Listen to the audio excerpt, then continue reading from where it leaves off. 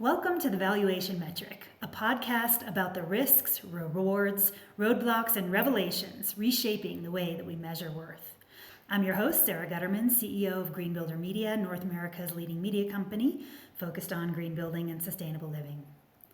Today, I want to begin with a question that might feel a little uncomfortable. What if the housing crisis isn't really just about housing? What if it's a signal indicating that our internal systems are misaligned? We choose what to measure and value. We choose what to ignore. And so here we are, not at a moment of incremental change, but a moment of reckoning. A reckoning with our metrics, our assumptions, our blind spots, and maybe a reckoning with ourselves. This is a conversation that I am excited to have today with Cynthia Adams, CEO of Pearl Certification. Cynthia has spent years doing something both simple and pretty radical, telling the truth about how homes actually perform. And more importantly, how that performance should be recognized, valued, and rewarded. Cynthia, welcome. Thank you, Sarah. It's a pleasure to be here with you today. Good to see you. Thank you. Lovely to see you as always. Now, when you step back and look at how we value homes today, what do you feel like we are not seeing? Not just technically, but fundamentally. I think what we're missing is how homes perform, and I think we're missing how they perform over time.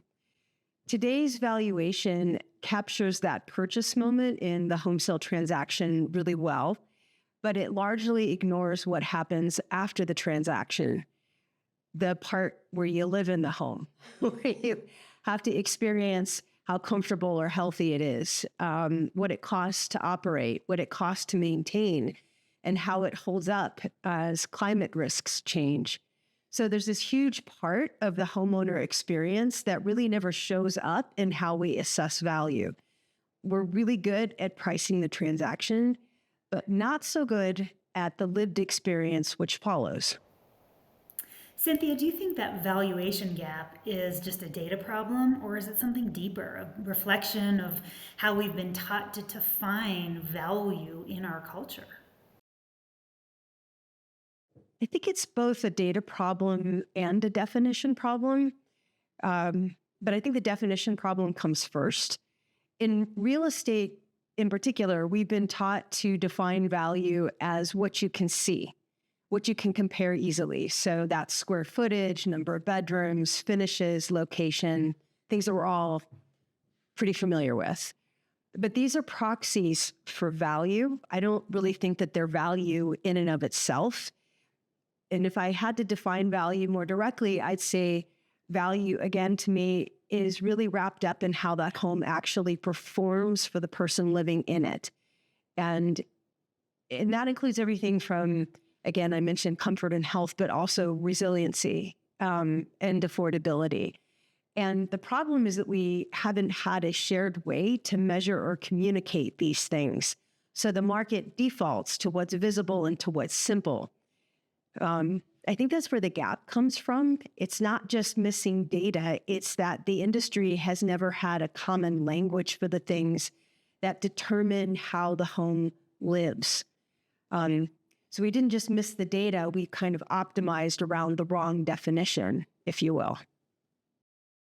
To that end, it feels like we've confused price with value and cost with worth. How do we untangle that?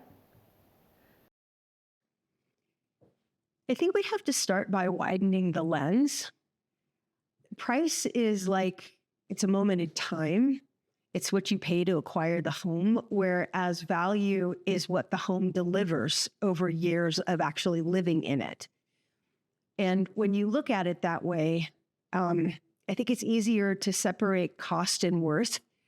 A lower purchase price can actually come with higher operating costs, more maintenance, and less comfort. Whereas a higher priced home can actually be more affordable, to live in over time. I think many builders now are kind of zeroing in on that when they're talking to buyers who are comparing existing homes with new construction. And the existing home may seem cheaper on the surface, but really cost more over time when you're comparing the lived experience. So I think that untangling it means shifting from a transaction mindset to more of, I'm going to call it a performance mindset. And it involves looking at the full cost of ownership and how that home performs over time, not just what it's sold for. If I had to summarize it, I think of price as a snapshot where value is really, it's more like a story that unfolds over time. I really like the way that you're articulating that. And I like to say that cheap upfront generally means expensive forever. Now, Or this short time right. until you go one. Exactly. Now, as you've indicated, a home is a lot more than a structure. It's a system, it's an environment, it's a container for human life. When that system is working, what does that give us? And when it's not, what does it take away? Talk a little bit about that lived experience. It's ironic because when the home was working really well, you almost don't notice it. It gives you comfort, it gives you stability, it gives you that sense of ease. It kind of fades into the background and lets you live your life. When it's not working, okay, that's when it does the opposite. It demands your attention, and it might show up as higher bills, inconsistent temperatures, poor indoor air quality, things breaking down at the wrong time. So in that moment, it takes your time, it takes your money, it takes your sense of well-being, and it creates this sort of unease and anxiety around the lived experience. So the difference, it isn't often subtle, but it is the difference between a home that supports your life and one that kind of quietly erodes it. So, what does a home that actually shows up for people inside of it look like, in your opinion? I think it's a building for it's really around how the home shows up over time, not just how it looks on day one. I think that within real estate and oftentimes even within new construction, we've been optimizing for those first impressions: granite countertops, hardwood floors, big master bathroom suites. But what matters is really how that home performs, not just on day 100, but day 1000 and beyond. So we've optimized for the showing, and now we need to optimize for the living. A home that really works is one that you can rely on, right? It's comfortable every season. It doesn't surprise you with constant repairs or high bills, and it holds up as conditions around it also change. It consistently supports the people living in it. So for me, that's how I would define a home that shows up for the owner or the occupants. It's really interesting because our Cognition Smart data reflects that younger generations, millennials and Gen Zs in particular, really don't want those granite countertops or some of the upgrades or benefits that boomers who very much tie their identity into their homes wanted when they were buying their first homes, and even Gen Xers, same thing, some of the upgrades and features that they were looking for.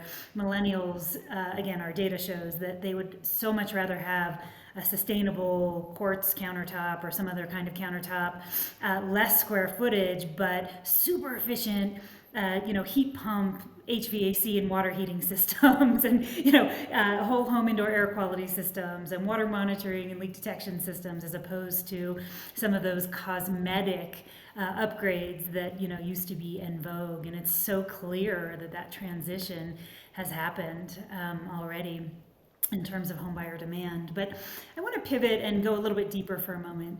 Cynthia, do you feel like we've lost a sense of reverence for the spaces that we inhabit? I do. I do think we've lost some sense of reverence, and maybe the younger generation in the ways that you're pointing out are picking it back up again. But particularly in how we talk about and transact homes, we tend to treat them like commodities. We focus on features and the square footage and the finishes, like I've said. These things are easy to compare. They're easy for real estate agents to talk about and to market.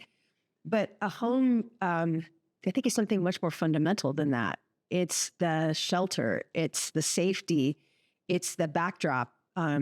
in front of which your life actually unfolds.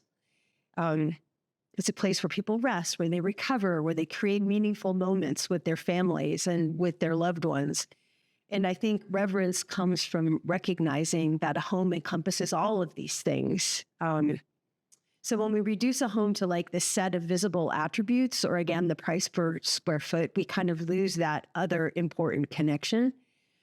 And as having worked as a contractor myself at one point and learned a trade, I think that there's this dimension of craftsmanship and the dignity that comes with building a great home and living in a great home, a well-built home, something that's truly designed to support the people and the lifestyle in a sustainable way that goes beyond just fashion and trends.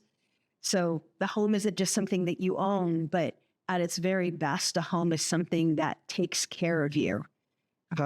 So yeah, I do think we've lost some of the reverence. What do you think about that, Sarah? What is your answer to that? Yeah, thank you for asking. I absolutely do. I think that, if you look at how housing was created, designed, and built, frankly, before the S&L crisis in the 1980s, it was this very virtuous cycle where builders would borrow from their local banks or S&Ls, which were created by the federal government after the Great Depression in the 20s. And they would build homes for families in communities, and families would move in and become important community members. And again, it became this very virtuous cycle. But then once the S&L crisis happened in the 80s and Wall Street came into the housing market and basically commodified, as you said, housing, and created this valuation metric at scale, because again, as you said, it's neat, it's tidy, it fits into spreadsheets, but it takes out sustainability, performance, resiliency, wellness, energy independence. And I think at that time, if you look at the difference in the performance of the housing stock, there was less of a difference between homes that were built to price per square foot versus something like a value per square foot. Today, there's no apples to apples comparison anymore between homes that are optimized for price per square foot, or are basically designed and constructed to reduce and eliminate as much cost per square foot while still being legal, meaning building to code, versus homes that are, that nurture life itself. And incorporate all of these different things. I mean, we're talking, apples and electric vehicles, or we're not even in the same ballpark. We're not even in the same genre or species. And so I feel like in that way, by commoditizing housing, we've reduced something that is deeply personal to something that can't accurately reflect the humanity that it should be and needs to. And I think in that way, we have not only been undervaluing our homes and an essential part of our economy, but we've been undervaluing life itself. And actually, since you asked, I will pontificate for one more minute and just say that I really believe that the division that we feel in our society right now and in our culture stems from the fact that we don't have deep roots in community anymore, like we once did. And I think that's partly because of technology and social media and now AI, which I use all of those things on a daily basis, so I'm not anti any of those things, but I feel like we get so immersed in these things that don't let us take a pause and sit and connect with our own families, and certainly not with our communities. And I feel like that has actually led to some of the division and the divisiveness in our culture today, not just in our nation, but in our international culture. And I think that part of that actually can be solved by those of us in the housing sector that are paying attention, that can actually create these vessels that promote more value and value life more. It's interesting your use of the word vessel. That's definitely a loaded term, but I don't disagree with it. Thinking about housing, you reminded me once upon a time in a galaxy far away when I worked as a general contractor. We had a family that was very steeped in sustainability and wanting to help educate their kids about that. And we were building a house for them. And one of the things that we did was well, they actually, not we, but they and their daughters spent some time one day in the house after it had been framed out, um, recognizing the trees that gave their lives in order to do the framework for their home, and just kind of saying a little bit of a prayer. And I know that may sound kind of cheesy or woo woo, but it was actually a really beautiful moment of recognizing that this shelter, for them and for their families, it didn't just magically appear out of thin air. It came from the community. It came from logging the forest to create the space for them and their families to grow up. And they brought their gratitude into their home, as a part. That's so interesting. I was just listening to a podcast actually with a leading neurobiologist, a Harvard professor and researcher, and he said that, the four things that keep couples together in romantic relationships, but that also just create adhesion within relationships in general are one, you keep looking at each other in the eyes. Two, you always hold hands or just, hug or touch one another just throughout the day. Make sure you're doing that. Three, you read to one another. And then four is you pray together. And he said it doesn't have to be to a god, any god, multiple gods. It could be to nature or the trees. And so when you said what you just did about saying that prayer to the trees in reverence for the space around us, it reminded me of that, because I do feel like the power of prayer, and again, it doesn't have to be a religious prayer, it could just be gratitude, is so important for the foundational understanding of the value of life. I think when we can have gratitude as one of our core pillars of just operating as a human being, then I think everything around us reflects that, including our homes and our spaces. So I love that you brought that up. Thank you. Yeah. And that leads me to my next question, which is, people are so conditioned to see what they see and not see what they don't see. But how do we help people actually see what they've been conditioned to overlook, not just intellectually, but intuitively? And I'm asking this question just generally speaking, because I'm curious to hear your answer, but also particularly when it comes to our homes and our spaces. I think we need to do more work in the industry at making the invisible visible in a way that people can actually feel and understand, by translating that data into lived experience. To a certain extent, I think it's about storytelling.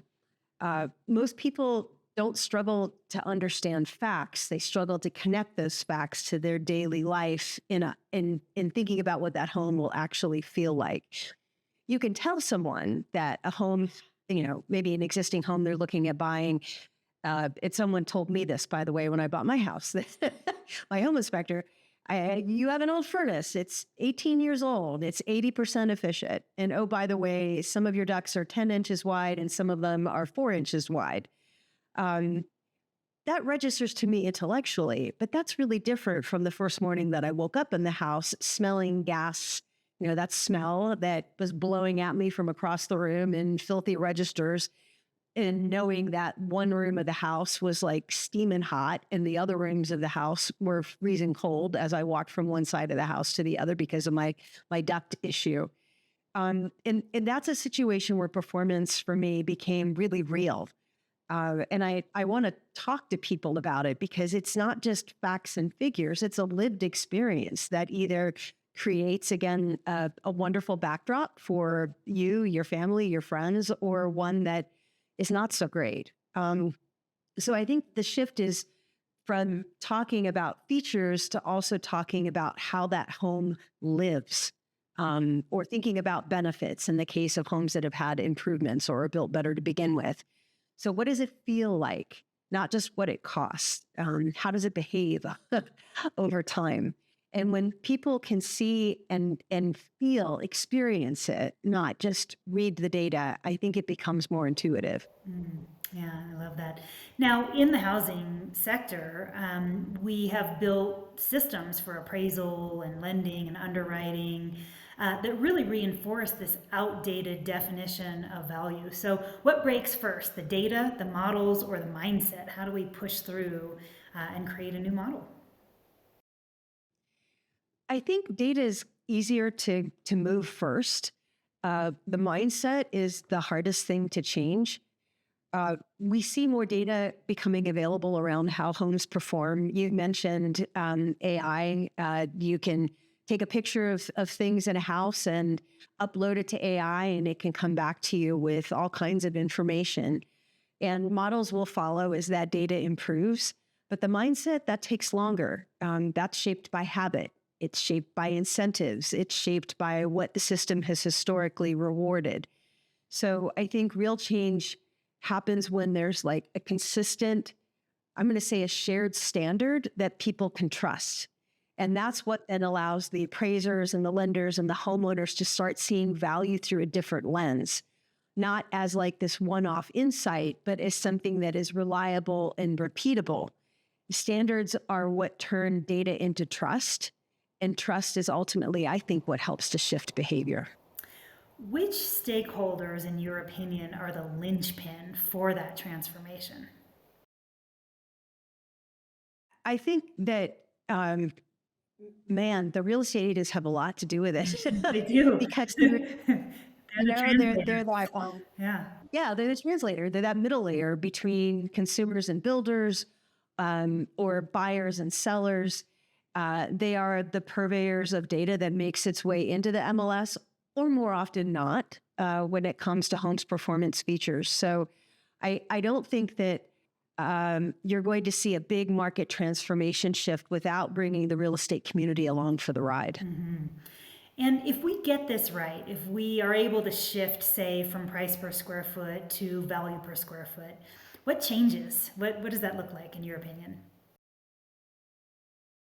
I think we move from just measuring square footage, number of bedrooms and baths, to measuring performance. So price per square foot, as you well know, tells you how big a home is. Value per square foot will tell you what actually works in that home. Its operational costs, its comfort, its durability, its resilience, et cetera. So when that shift happens, I think people are empowered to make better decisions. Buyers can compare homes more meaningfully. Investments favor long-term performance over that short-term, sort of aesthetic appeal. And over time, I hope that the market then ultimately rewards the homes that have these improvements, the homes that support the people living in them, and not just the ones that look pretty in the photos or on paper. Yeah. Are we ready for that shift? And if not, what's holding us back? We're a little bit early, unfortunately. We're getting close. Always, aren't we? I think I mean, again, it's partly the mind shift that, everyone's sort of, we're not holding our breath. I think a lot of us are charging hard in that direction. And the macro trends are also driving us there, right? Like energy costs are going up. Hello, data centers.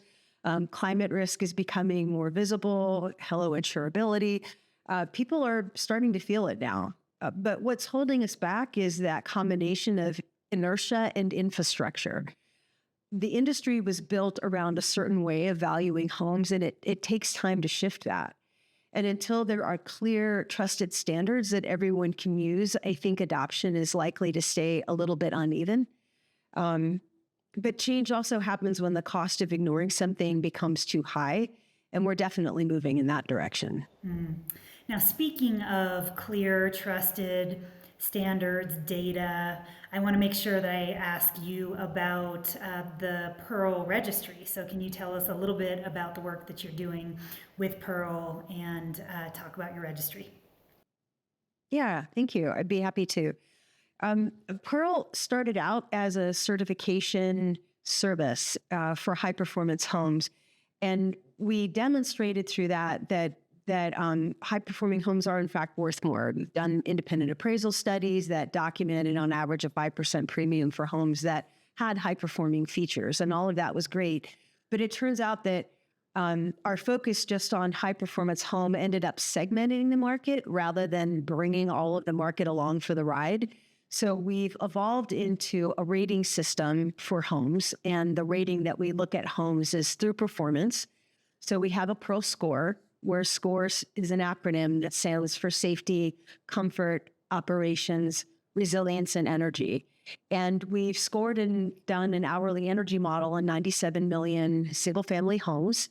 It's available, that information, for free in our home performance registry at pearlscore.com. You can go pop in an address and see what comes up.